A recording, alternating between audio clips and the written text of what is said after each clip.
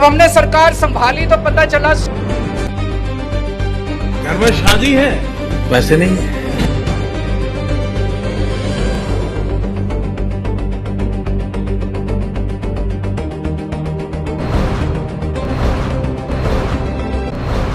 नमस्कार, मैं नंदिनी नागर और आप देखना शुरू कर चुके हैं वर्ल्ड हेडलाइन।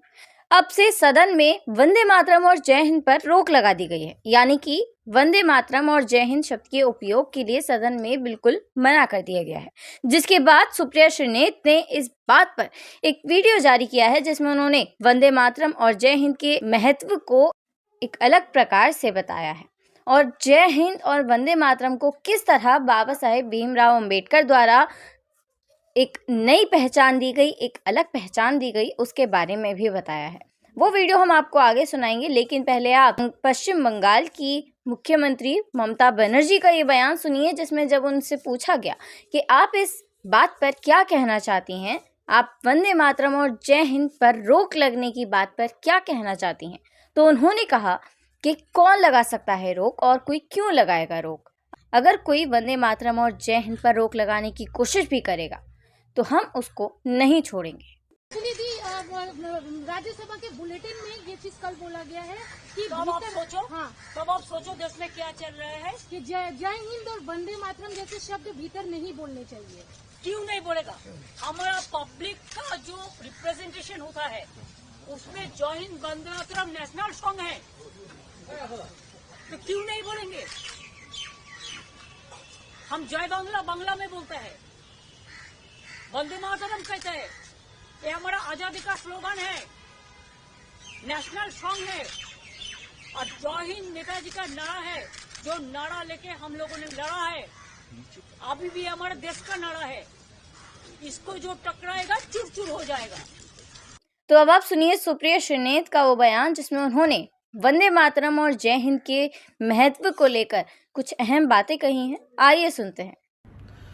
खबरों के मुताबिक राज्यसभा की बुलेटिन में कहा गया है कि सदन में जय हिंद और वंदे मातरम का प्रयोग नहीं होना चाहिए। मतलब यह सुनकर मुझे विश्वास नहीं हो रहा है कि वो कौन लोग हैं जिनको वंदे मातरम और जय हिंद पर आपत्ति है। इससे तो अंग्रेजों को दिक्कत थी, अब पता चल रहा है भाजपाइयों को भी दिक्कत है, वो अखरता है नारा। ये आजादी के आंदोलन के सबसे पुरजोर, सबसे सशक्त नारे, इससे किसी को दिक्कत हो कैसे सकती है? किस मिट्टी के बने लोग हैं? चलिए शुरुआत जय हिंद से करते हैं। जय हिंद का मतलब है हिंदुस्तान की जय हो, भारत की सदैव जय हो। यह आजादी का सबसे सशक्त नारा था।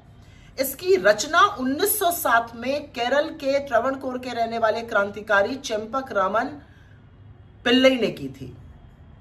वो भारत के बाहर सक्रिय थे, जर्मनी वगैरह जगहों पे। 1914 से 18 के बीच में भारत के जो क्रांतिकारी बाहर रहते थे और आजादी की लड़ाई लड़ रहे थे, उसको, इस नारे को, जय हिंद को उन्होंने अपना उद्घोष बनाया, अपना अभिवादन बनाया।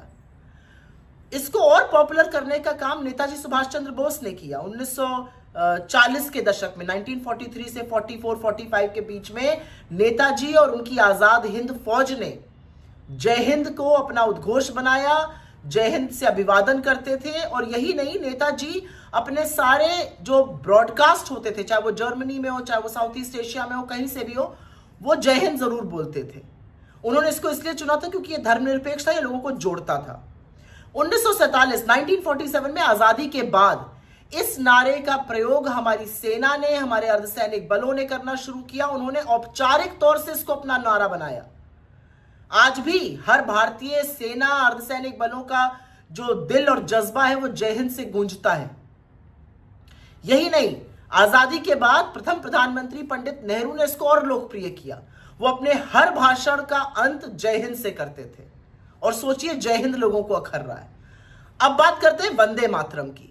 क्या अद्भुत शब्द है वंदे मातरम। भारत को मां मानकर उसका वंदन करना, उसका नमन करना।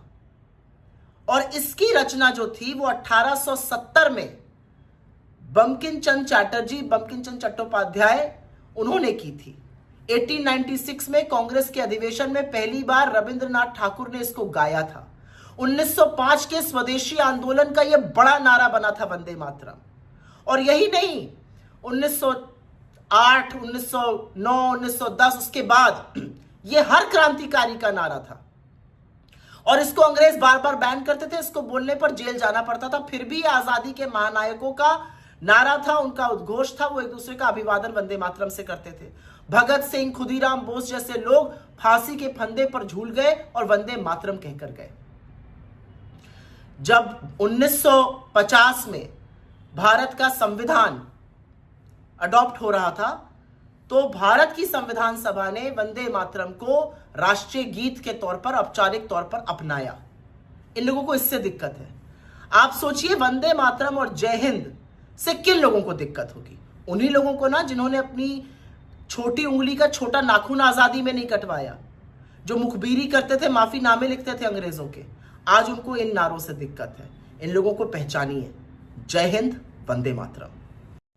तो सुना आपने कि किस प्रकार भारतीय जनता पार्टी पर भी आरोप लग रहा है कि भारतीय जनता पार्टी को जय हिंद और वंदे मातरम से सख्त नफरत है, या फिर जय हिंद और वंदे मातरम को भारतीय जनता पार्टी द्वारा पसंद नहीं किया जाता है।